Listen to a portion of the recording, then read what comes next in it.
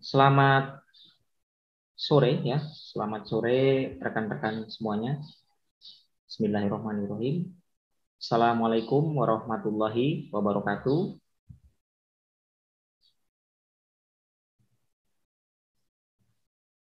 Terima kasih atas amanah yang telah diberikan oleh Lembaga Analog Teachers of Learning pada kesempatan. Pak, Halo, dengar? ya, suaranya agak kecil lagi, Pak. Oke, coba saya lepas saja ini ya. Ya, Sekarang dengar suara saya? oh ya jelas lah. Jelas ini? Ya, Oke, siap. oke Pak, lanjutkan Pak. Oke, siap. Oke, sekali lagi terima kasih saya sampaikan kepada Lembaga Analog Teachers of Learning yang telah menyelenggarakan program Diklat Pendidikan Nasional. Ya, saya akan menyapa ya rekan-rekan dimanapun berada sebagai para pendidik ataupun masyarakat ya dari Sabang sampai Merauke. Ya, salam santun dan bersahaja untuk kita semua. Ya, semoga apa yang akan kita diskusikan, akan kita bahas dan sampaikan pada kesempatan sore hari ini ya bisa bermanfaat. Ya, tentunya saya lihat partisipannya masih 17 orang tapi tidak apa-apa ya. Walaupun hanya beberapa yang menghadiri, tetap saja semangatnya masih sama, artinya semangatnya masih tidak ada yang runtuh. Nah, pada kesempatan kali ini saya akan menyampaikan ya topik yang berkaitan dengan mindset pendekatan technological, pedagogical content knowledge dalam pembelajaran. Nah, di dalam topik ini ya sejatinya sebagai seorang pendidik dimanapun berada ya sudah semestinya tidak tabu dan tidak asing lagi ya. Nah, hanya saja di dalam implementasi ya, di dalam pelaksanaannya terkadang ini menjadi hambatan. Ya, hambatannya bukan karena faktor teknologinya tidak ada, ya pedagogiknya nggak tahu, kontennya nggak tahu, knowledge-nya nggak ada, ya biasanya ada, hanya saja mindset-nya yang salah.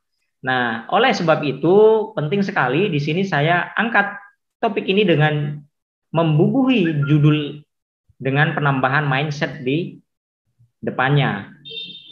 Karena kembali semuanya pada perspektif atau keyakinan yang diyakini oleh para pendidik itu sendiri. Oke, silakan dilanjut. Next. Nah, mindset. Mindset itu apa? Hal yang nampak atau hal yang konkret atau abstrak gitu ya. Nah, mindset ini tidak bisa kita lihat, hanya saja bisa kita rasa. Nah, setiap makhluk hidup ya, makhluk hidup dalam konteks ini adalah manusia, maka dia memiliki mindset. Nah, mindset ini secara substantif adalah konsep yang dipercayai, ya, konsep yang dipercayai, yang diyakini. Nah, tentunya percaya berarti sebagai seorang individu memiliki keyakinan yang penuh terhadap sesuatu, memengaruhi cara kita memandang atau menyikapi suatu hal. Nah, mindset ini bisa mempengaruhi pola pikir, perasaan, bahkan sikap seseorang dalam menjalani aktivitas keseharian. Nah, seperti itu. Penentu cara melihat. Tentunya setiap individu punya perspektif masing-masing ya. Setiap individu memiliki pola pikir yang tidak bisa disamaratakan. Artinya terjadi keberagaman dalam hal berpikir. Nah, ini adalah anugerah dari Tuhan. Nah, hanya saja ini memang anugerah dari Tuhan, manusia itu untuk menyempurnakan harus mengelola mindset ini. Karena mindset tidak selamanya progres ya, mengarah ke kemajuan, tapi bisa regres, mengarah ke kemunduran. Nah, selanjutnya dalam hal memaknai dan menindaklanjuti. Mindset juga ini digunakan untuk memaknai, bisa memaknai objek, subjek ataupun apapun itu, ya. Nah, selanjutnya bisa untuk menindaklanjuti. Nah, menindaklanjuti adalah lebih kepada keputusan seseorang di dalam mengambil suatu hal yang menurut dia itu prinsip, menurut dia hal yang penting. Nah, sehingga mindset sangat penting untuk digunakan. Nah, secara akademisi ya mindset itu dibedakan menjadi dua. Ya, ada growth mindset dan fixed mindset. Nah, apa sih growth mindset? Growth mindset itu adalah pola pikir yang berkembang. Sedangkan fixed mindset adalah pola pikir yang tetap. Nah, di sini saya akan memberikan penjelasan lebih mendalam ya terkait growth mindset dan fixed mindset. Di dalam growth mindset, di situ bisa dilihat ya dinyatakan bahwa failure is an opportunity to grow. Nah, ini merupakan kegagalan adalah kesempatan untuk tumbuh. Nah, orang-orang yang memiliki pola pikir growth mindset atau pola pikir berkembang, maka dia akan berpikir ketika dia gagal, ya, ketika dia belum berhasil dalam melakukan sesuatu, mencapai sesuatu, justru itu menjadi pemicu dia untuk bisa tumbuh lagi, untuk bisa upgrade lagi kemampuan-kemampuan yang dimiliki. Nah, seperti itu. Selanjutnya, I can learn to do anything I want. Saya bisa belajar melakukan apa saja. Nah, ini artinya orang ini open minded, ya, terbuka, wawasannya terbuka. Ya, walaupun belum semuanya bisa dikuasai, tapi tidak pernah berhenti untuk tetap selalu belajar, untuk selalu mencari tahu. Nah, seperti itu. Nah, selanjutnya, challenge help me to grow. Tantangan membuat saya untuk tumbuh. Nah, orang-orang yang berpola pikir berkembang, ya, dia berpikir ya, justru ketika ada tantangan, ada kesulitan, ada hambatan, maka dia tidak akan berhenti atau statis di situ saja, tapi dia justru akan semakin terpacu untuk lebih dan lebih lagi meningkatkan kemampuannya. Selanjutnya, my effort and attitude determine my abilities. Usaha dan sikap saya menentukan kemampuan saya. Nah, artinya dia meyakini bahwasanya ketika ada upaya yang serius, sikap yang benar-benar diimbangi dengan konteks yang serius, maka kemampuan akan tercapai. Artinya kemampuan di sini ya itu tadi melalui proses belajar ya, bukan serta-merta datang sendiri gitu ya. Tapi benar-benar ada perjuangan, ada upaya di sini. Selanjutnya, feedback is konstruktif. Ada umpan balik yang konstruktif. Nah, orang-orang yang growth mindset, dia selalu berpikir akan membangun dan terus membangun sesuatu yang menurut dia masih kurang, sesuatu yang menurut dia dia belum memiliki fondasi yang kuat. Nah, ini perlu dibangun dengan kemampuan yang baik ya, dengan kemampuan yang serius. Nah, seperti itu.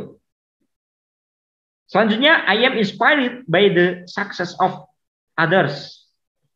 Saya terinspirasi oleh kesuksesan orang lain. Nah, artinya orang-orang dengan growth mindset, dia tidak malu, dia tidak canggung untuk mempelajari atau belajar dari orang lain. Nah, ini perlu digarisbawahi Bapak Ibu bahwasanya kita ini sebagai makhluk hidup ya boleh merasa pintar, boleh merasa hebat, hanya saja kita tidak juga boleh berpikir kita yang paling hebat, kita yang paling benar, kita yang paling luar biasa. Nah, kita harus belajar dari berbagai sumber ya.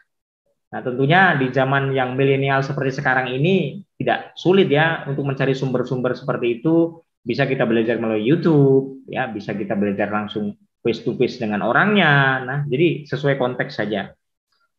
Selanjutnya, I like to try new things. Saya suka mencoba hal baru. Nah, orang-orang dengan growth mindset akan berupaya untuk mengadaptasikan dirinya dengan hal-hal yang baru. Dia tidak takut ketika ada misalkan ini ada teknologi baru nih di dalam pembelajaran. Aduh, nggak usah pakai ini sajalah. Saya ngajar pakai kapur saja, pakai blackboard saja. Nah, seperti itu. Jadi ini tipikal yang tidak perlu dipertahankan ya. Makanya semestinya growth mindset penting, penting sehingga menjadi orang yang suka mencoba hal baru. Ya, hal baru itu tentunya akan dinamis ya. Setiap saat, setiap waktu, bahkan setiap hari mungkin ada perkembangan-perkembangan yang signifikan yang di belahan dunia atau dari Sabang sampai Merauke di wilayah mana itu adalah ada temuan-temuan berkaitan dengan pendidikan. Nah, tentunya ini bisa menjadi contoh yang baik, bisa menjadi hal-hal yang bisa kita imitasi. Hanya saja jangan hanya mengimitasi atau meniru copy paste, tapi kalau bisa kita kembangkan lebih baik. Nah, seperti itu. Nah, selanjutnya rekan-rekan ya, ada fixed mindset atau pola pikir tetap. Nah, ini artinya orang yang statis ya, tidak mau berkembang ya, dia berpikir sudahlah ya. Contohnya, failure is the limit of my abilities. Kegagalan adalah batas kemampuanku. Ya sudah, kalau saya sudah gagal, yo wes kata orang Jawa. Yo wes sampai sini saja. Toh yang penting terlaksana, toh yang penting zona aman ya. Kalau itu saja yang memang hanya mau dicapai ya, ya sudah, berarti tidak ada perkembangan. Nah, seperti itu. Selanjutnya, I am either good at it or I'm not. Saya baik dalam hal itu, tapi berpikir juga saya tidak gitu. Tidak mempercayai diri atau lebih bersifat pesimistis ya, pesimis gitu ya. Tidak optimis. Nah, selanjutnya I don't like to be challenged. Saya tidak suka tantangan. Nah, ini terbalik gitu ya. Kalau growth mindset tadi suka sekali dengan tantangan, kalau ini tidak. Sedikit saja ada kendala, sedikit saja ada tantangan di sekolah, misalnya ada pelatihan, ada memanggil atau memohon narasumber dari ahli IT misalkan, IT di bidang pendidikan, misalkan dari dosen-dosen dari teknologi pendidikan, atau pakar-pakar yang berkaitan dengan IT ya, sehingga bisa menunjang proses pembelajaran lebih baik. Nah, ketika pada saat itu datang ke sekolah, waduh takut ini, kayaknya ini nggak bisa lah saya ini. Boro-boro bisa ya. Kadang pegang laptop juga jarang, gadget juga jarang. Nah, ini sebenarnya umum ya, Bapak Ibu.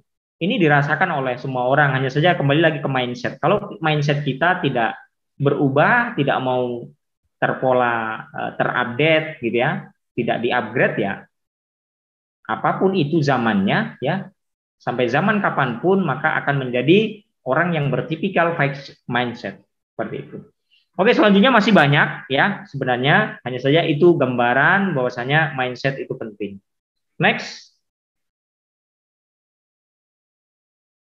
Nah, pembelajaran ini ya, pendekatan yang disingkat TEPEK ya, ini tidak serta-merta hadir di muka bumi ya, tetapi berdasarkan pengamatan, penelitian, dan pemahaman para tokoh-tokoh pendidikan ya. Pertama kali yang mencetuskan ini ya, diawali dari Lee Sulman ya, pada tahun 1986 ya. Beliau menyampaikan bahwasanya seorang pendidik dalam artian di sini adalah seorang guru ataupun seorang dosen atau apapun itu ya. Itu idealnya bisa menguasai konten atau materi dan pedagogi dalam pembelajaran. Ya, menguasai materi, konten itu kan sudah tidak asing ya bahasa-bahasanya ya Bapak Ibu, karena seorang pendidik pasti tidak terlepas dari materi ya. Selanjutnya pedagogi, bagaimana strategi, metode dalam memberikan pengajaran atau pembelajaran ya, seperti itu. Nah, berjalannya waktu, teori ini dikembangkan lagi, disempurnakan lagi oleh Matthew J. Kohler dan Misra pada 2006 ya, pada 2006 kalau kita cermati ya, kalau dibilang lama banget ya belum ya, tapi sudah cukup lama kalau buat saya ya, karena 2006 sekarang sudah 2022 ya. Beliau berdua mencetuskan bahwasanya yang disampaikan oleh Lee Sulman ini akan lebih ya, akan lebih bagus ya, akan lebih baik dan akan lebih sempurna ketika penguasaan terhadap materi, pedagogi itu diintegrasikan dengan teknologi. Nah, dalam pembelajaran. Teknologi dalam pembelajaran. Nah, mengapa pada masa Sulman ini tidak? Ya, karena pada masa itu perkembangan teknologi memang sudah baik ya, hanya saja belum sepesat sekarang. Sehingga media-media pembelajaran yang sifatnya digital ya, yang sekarang terkenal dengan literasi digital belum terlalu berkembang secara apa ya, signifikan. Tapi kalau sekarang kita bisa lihat Bapak Ibu, bahasanya sampai kita bosan lah, kita mau milih aplikasi, program ataupun apa. Contoh saja website ya. Dari website saja kita sudah banyak sekali kita bisa dapat. Nah, seperti itu. Nah, sehingga menurut hemat pemikiran Matthew J. Kohler dan Misra, wah ini pemikiran Lee Shulman sudah bagus. Nah, tapi coba kita tingkatin nih. Dengan berkembangnya zaman, guru-guru kita, ya pendidik-pendidik kita, dosen-dosen kita tidak juga akan selamanya pembelajarannya bersifat klasik dong. Nah, sehingga mereka berdua mencetuskan teori spek. Ya, seperti itu. Jadi berawal dari teori Lee Shulman lalu beranjak ke Matthew J. Kohler. Nah, seperti itu. Jadi ini hanya pengembangan sebenarnya, pendalaman. Oke, next.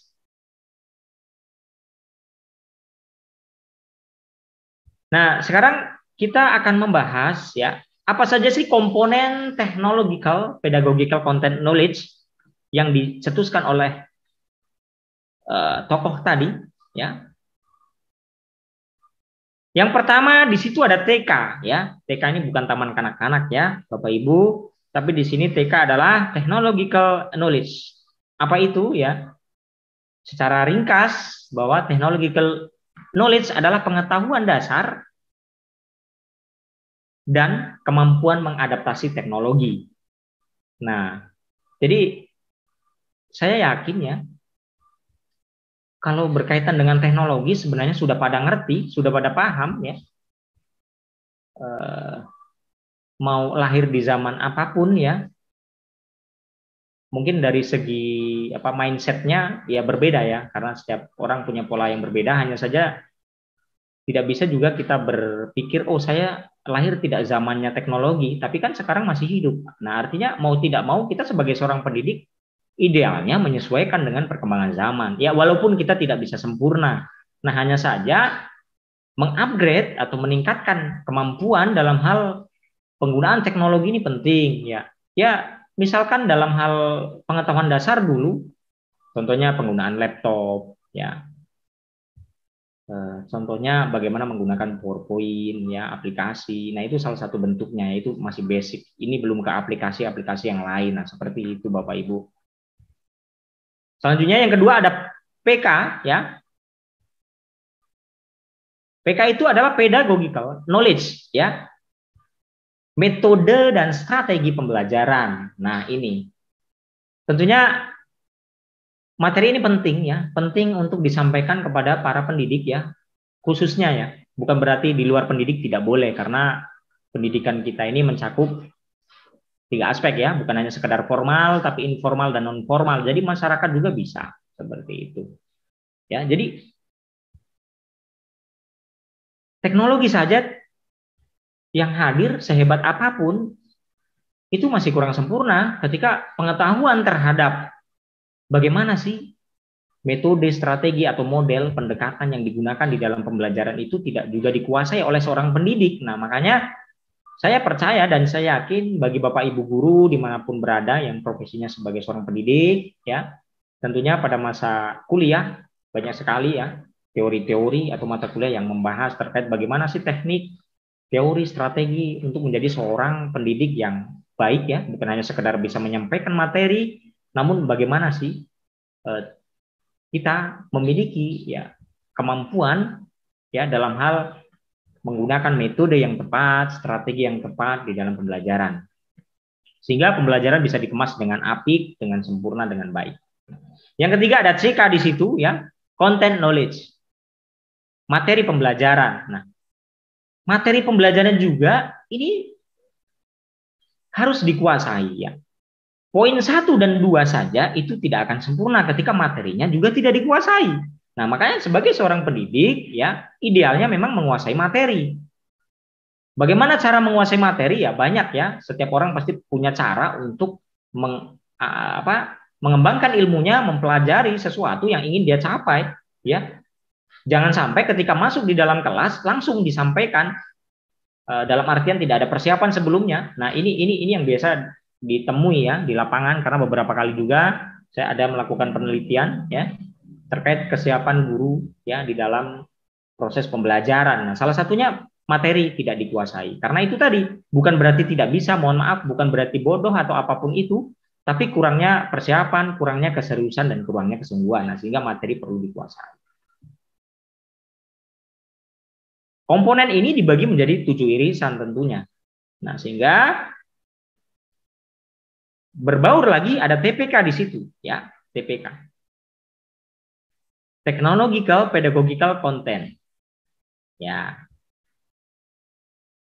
technological pedagogical knowledge. Apa sih itu ya? Penggunaan teknologi untuk mencapai tujuan pembelajaran ya. Ada unsur teknologi, ada unsur pedagogiknya tadi ya, bagaimana cara mengajar yang baik ya, metode strateginya. Nah, seperti itu. Ini perlu juga untuk dikuasai. Yang kelima TCK ya, disingkat TCK. TCK ini adalah technological content knowledge. Ya, kemampuan menyampaikan materi menggunakan teknologi. Nah, tadi materi sudah dikuasai, ya. Strategi sudah dikuasai, ya. Pedagogi sudah dikuasai. Maka teknologi juga idealnya bisa dikuasai karena teknologi sebagai sarana penting, apalagi pada masa pandemi, masa itu booming di Indonesia ya. Merambah ke Indonesia, waduh, itu pembelajaran yang berbasis digital, mau nggak mau memang dilakukan ya, pembelajaran secara online. Nah, sehingga dimanapun berada, bahkan sampai pelosok, berupaya, bagaimana ini? Walaupun nanti siswa dibagi di dalam beberapa titik, ya, ditempatkan di mana, walaupun itu gadget, ya, gadgetnya guru atau gadgetnya orang tua, bagaimanapun berupaya, saking inginnya mencapai tujuan pembelajaran dengan menekan angka penyebaran corona. Nah, seperti itu. PCK selanjutnya, ya. PCK ini adalah pedagogical content knowledge, ya, kemampuan menggunakan metode dan strategi dalam menyampaikan materi pembelajaran, ya. Jadi ada strategi, ada metode, bagaimana sih agar pembelajaran itu terkemas secara enak gitu ya, bisa didengar. Nah, coba Bapak Ibu perhatikan, kita banyak lihat YouTuber ya. Jangan salah bahwasanya biasa orang berpikir guru-guru sosial misalkan, guru-guru eksak ya. Contohnya saja guru sosial ya. Kalau guru eksak banyak ya, saya lihat konten-kontennya bagaimana cara menghitung dan sebagainya banyak itu di YouTube ya, dan bagus ya. Banyak yang viral gitu ya. Tapi yang sosial ini ada, hanya saja jarang. Misalkan sejarah, geografi, sosiologi mau disampaikan dengan kemampuan sendiri, kita mau buat YouTube gitu ya. Sebenarnya akan menarik ya ketika kita bisa menguasai materi dengan baik, lalu kita punya strategi, metode yang baik. Nah ini, jadi semua sebenarnya punya potensi, bukan sekedar guru eksak maupun guru sosial, semua bisa punya potensi. Nah selanjutnya ada TPACK ya, kemampuan membelajarkan dengan mengintegrasikan strategi dan teknologi pembelajaran. Nah Bapak Ibu dimanapun Anda berada, dari ke-6 komponen tadi yang beririsan sehingga membentuk satu komponen puncak ya. Ini yang diharapkan. Jadi diharapkan dari 3 tokoh tadi ya, yang diawali oleh Sulman ya, lalu dilanjutkan oleh kedua tokoh ya, yang memiliki teori ini, menurut saya bagus sekali ya pemikirannya, dan ketika bisa diimplementasikan di dalam dunia pendidikan maka akan baik gitu ya, maka akan bisa menunjang tercapainya sistem pendidikan nasional. Seperti itu. Oke, next. Nah, selanjutnya apa sih? Setelah kita mempelajari ya secara garis besar tadi, secara mendalam dari mindset, lalu TPACK.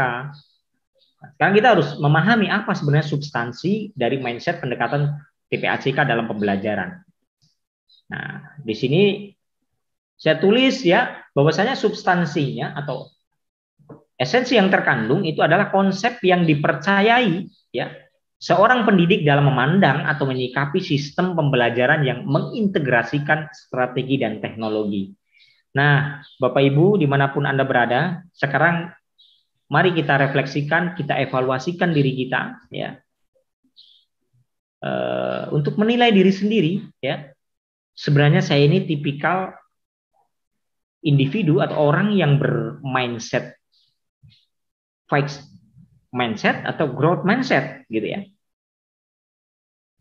Jadi apapun perkembangan zamannya, ya, sepesat apapun ya, sampai 4.0 sampai 5.0 ya, sampai abad 21 orang mengatakan ya, sampai abad apapun saya percaya dan saya yakini, ketika ya kita sebagai manusia tapi kita memilih untuk berprinsip fixed mindset, tidak akan kita pernah berkembang gitu. Jadi hidup itu adalah pilihan. Makanya harapan saya ya, kita semua mari kita berjuang ya untuk Indonesia tentunya dengan mengimplementasikan kemampuan kita semaksimal mungkin di wilayah masing-masing ya.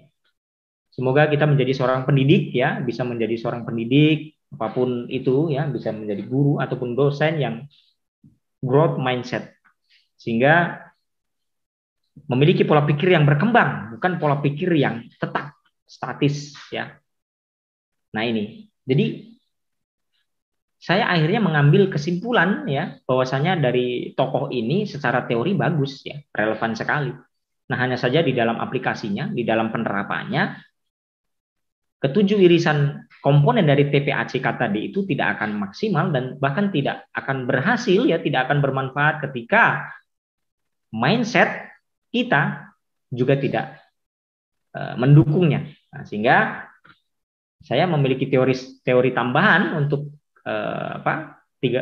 dua tokoh tadi ya. Yang pertama Sulman, selanjutnya tadi ada dua itu, saya juga menambahkan ya. Saya menambahkan bahwasanya di dalam TPACK juga penting di situ dimasuki mindset. Nah, begitu. Oke, demikian yang bisa saya sampaikan. Terima kasih banyak. Hanya buat saya ini penting ya untuk dipahami ya, dan harapan saya lebih lama nanti di sesi diskusi ya, karena ini akan lebih menarik ya. Oke, terima kasih moderator.